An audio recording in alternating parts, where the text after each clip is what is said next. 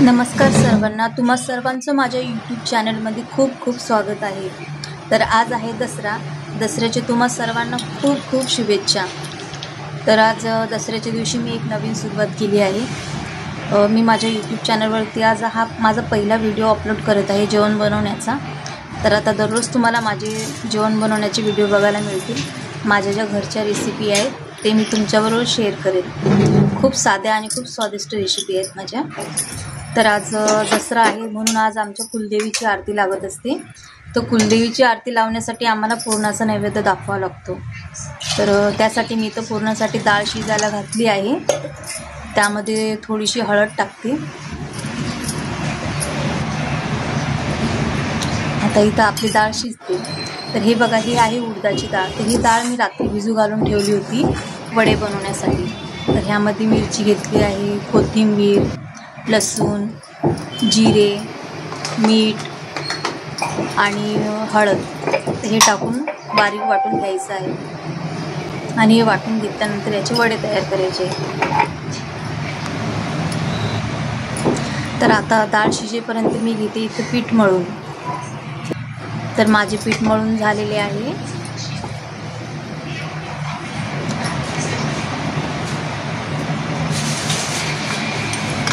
आता इथं भात शिजायला घालायचं आहे।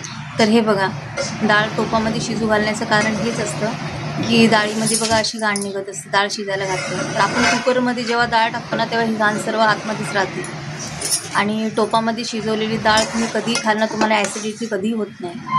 थोडा वेळ लागतो डाळ शिजायला, पण खूप चांगलं असतं। आता इथं भात शिजायला घातलं आहे मी। त्यामध्ये मीठ आणि थोडंसं तेल टाकते।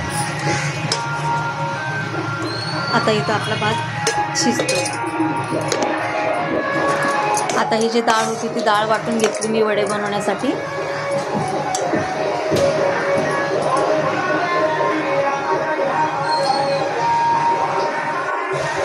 आपला भात पण शिजून तयार आहे।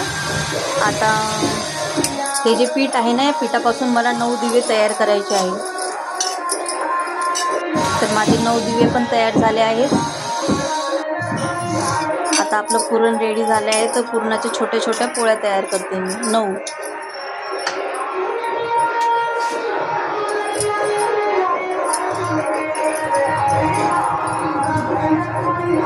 छोट्या छोट्याच बनवावं लागतात आपल्याला। नैवेद्य कसं बनवतो आपण तशा प्रकारे बनवावं लागतो आपल्याला 9।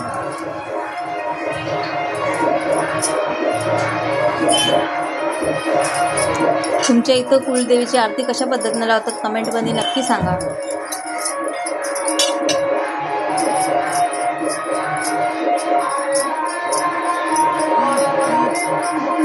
झाली आपली छोटीशी पोळी तयार झाली।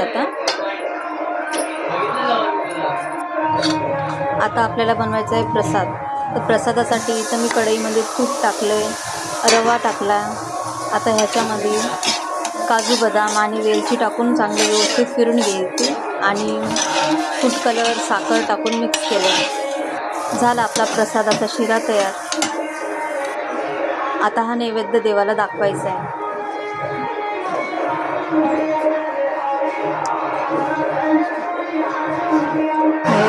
आता हे जे डाळीचे वडे होते ना, आपले डाळीचे वडे पण तयार झाले आहेत।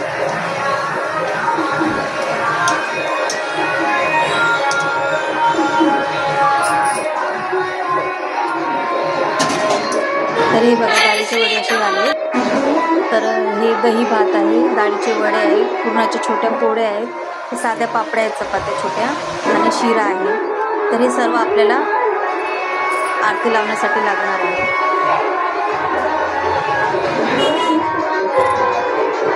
तुम्हाला माझा बघा अशा पद्धतीने देवी मातेची आरती लावली आहे कुलदेवीची। तुम्हाला माझा व्हिडिओ कसा आवडला नक्की कमेंटमध्ये सांगा। आणि माझा व्हिडिओ आवडल्यास लाईक करा, शेअर करा, सबस्क्राईब करा।